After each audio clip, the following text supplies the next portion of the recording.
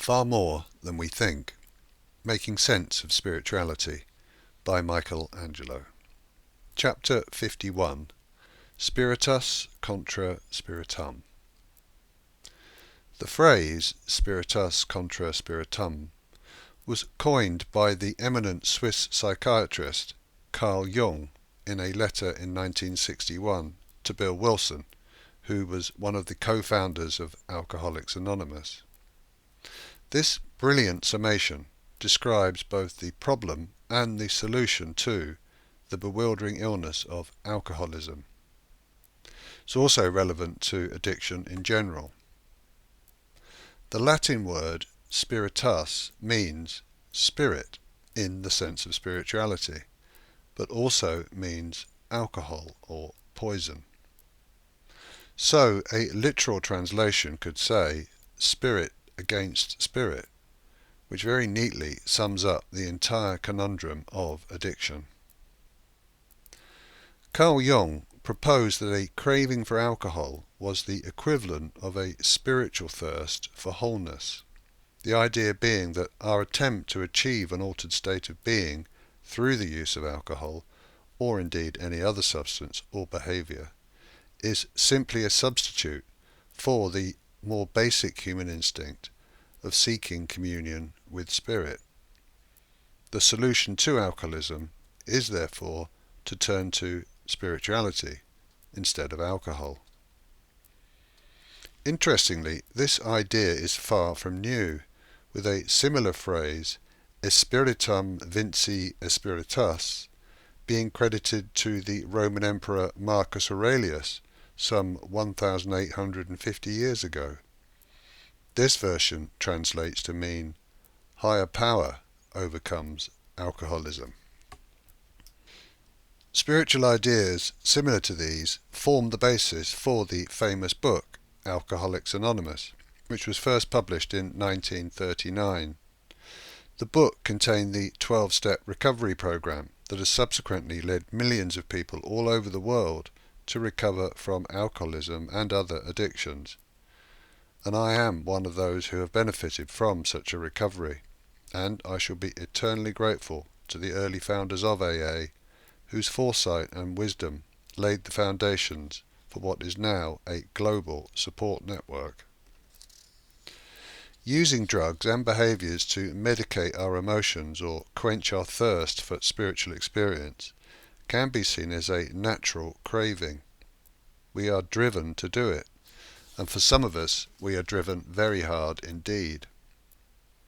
Addiction arises when we become physically and mentally dependent on the drug of choice, and when our attempts at withdrawal produce such discomfort that we keep returning to it, even though it makes no sense. The most frightening aspect of addiction is that it gets worse over time, and we eventually deteriorate into a hopeless condition. As with all things in life, there are varying degrees of addiction, with some experiencing little or no effect, some managing their addiction as part of life, and some for whom it runs dangerously out of control. Our prisons are full of people who have committed crimes during blackout phases, or in order to get money to feed an addiction. Our hospitals and clinics are overrun with people who are suffering physical and mental problems as a result of addictive behaviour. Addiction is a massive and widespread social problem and a huge drain on our resources, yet much of the treatment offered is ineffective because it does not focus on spirituality as the solution. The reason this is so can be explained by our good old friend, the ego. We have begun by now to understand the ego and its resistance to all things spiritual. When we believe totally in ourselves and reject any notion of spirituality, we are driven to satisfy our human cravings through the use of external substances or behaviours. These may be tobacco, alcohol, or drugs, or the obsessive need for love through codependent relationships, or other behaviours such as gambling, shopping, sex, work, exercise, computer gaming, and excessive or uncontrolled eating. These things have the capacity for addiction, and we often find ourselves dependent on one or more just to be able to cope with life. As time goes by, the addiction progresses, and for some of us it becomes a major problem. Our conscious minds tell us that we should stop, but our subconscious minds are by now habitually programmed and socially conditioned to continue regardless of the consequences. The ego will not look to spirituality for the solution, because for the ego the idea of spirituality threatens its own raison d'etre. The ego will look for any solution other than spirituality, and will continue to do so until we fall to our knees and cry out for help. And even then, many will reject a spiritual solution in favour of ego and will try in vain to manage addiction using their own willpower. This may sound overly dramatic, but chronic addicts reach the point where the options boil down to either death or spirituality. And although the choice may seem obvious to us, many will inadvertently choose death because their egos will not allow the spiritual alternative. The death certificates may say liver failure, brain damage, choking on vomit, heart attack, overdose or suicide, but the underlying cause is addiction.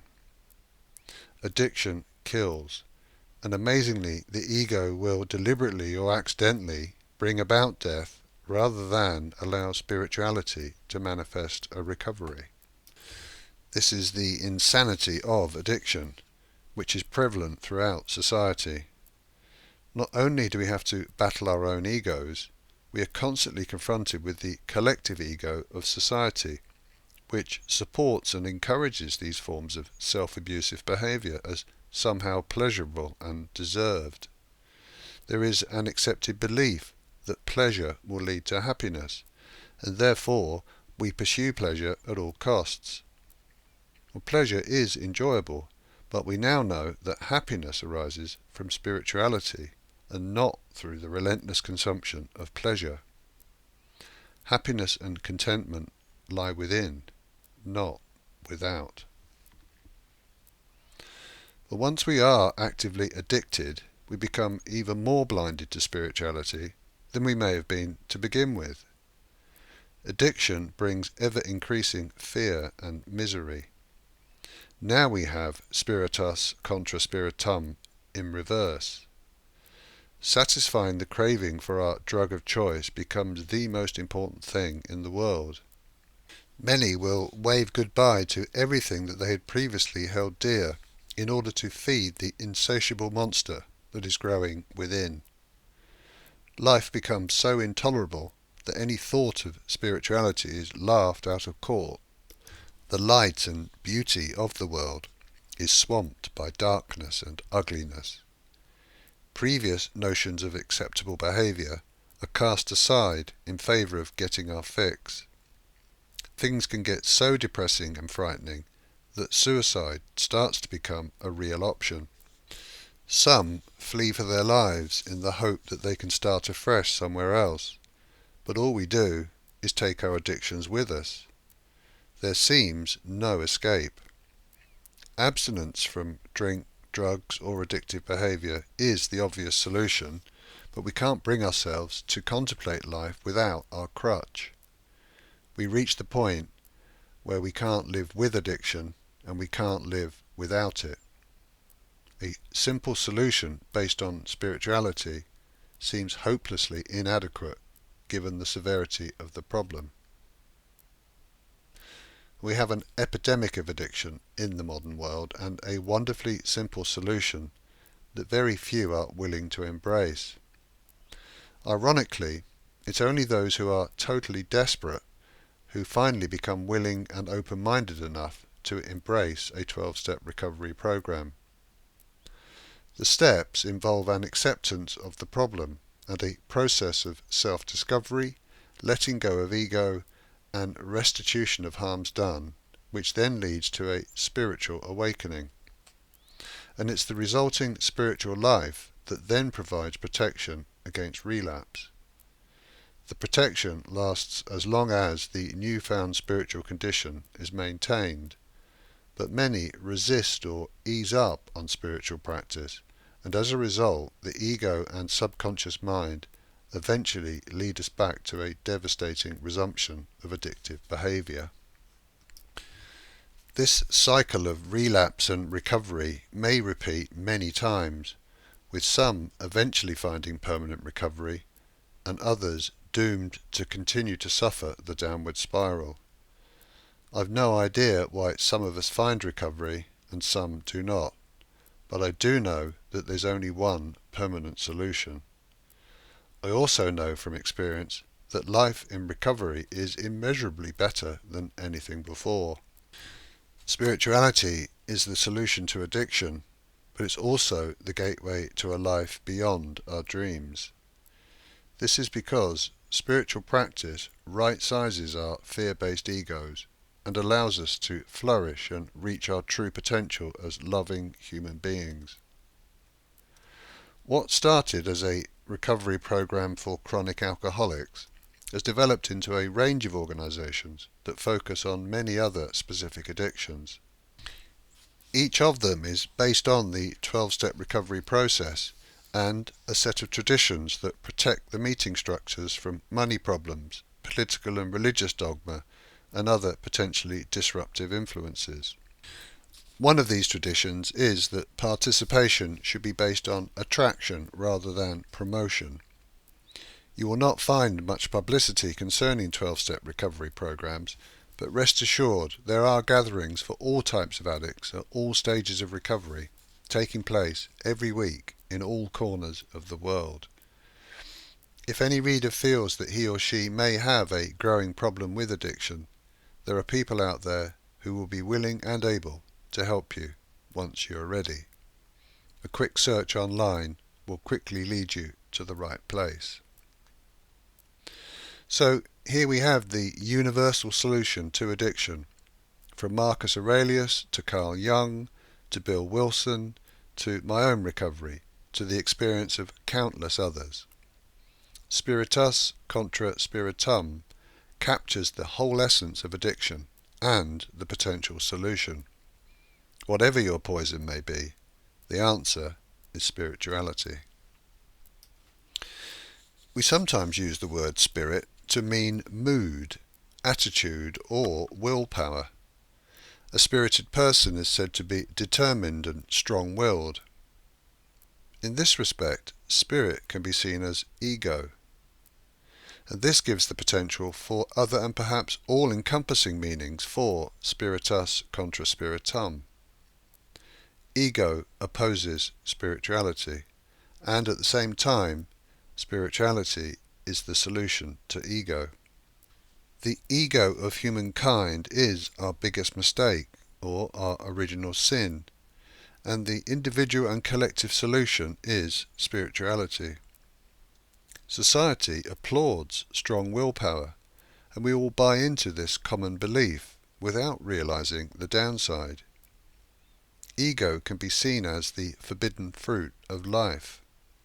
Control of our own lives is the thing we all want more than anything, and we don't want to give it up. We have collectively become addicted to ego, and we consequently experience an inevitable downward spiral. There's increasing evidence all around us, yet all that does is make us even more fearful and more inclined to act in our own selfish interests. If this is indeed addiction on a grand scale, then experience tells us things are going to continue to get worse and worse until we reach the point of desperation. The greatest irony of humanity is that we all have the freedom to choose our own path in life, yet the vast majority choose the path of ego, and hence the path of suffering. The wonderful, glorious truth is that the Carl Jung phrase works both ways, and we can each choose the solution at any time and set out on a new individual path of spiritual growth. Spirituality can save us from ourselves, And this is the true meaning of salvation. Yet somewhere along the line, the real truth has been lost in translation. I see it all so differently now through my newly acquired spiritual spectacles. The phrase Spiritus Contra Spiritum is profoundly wise.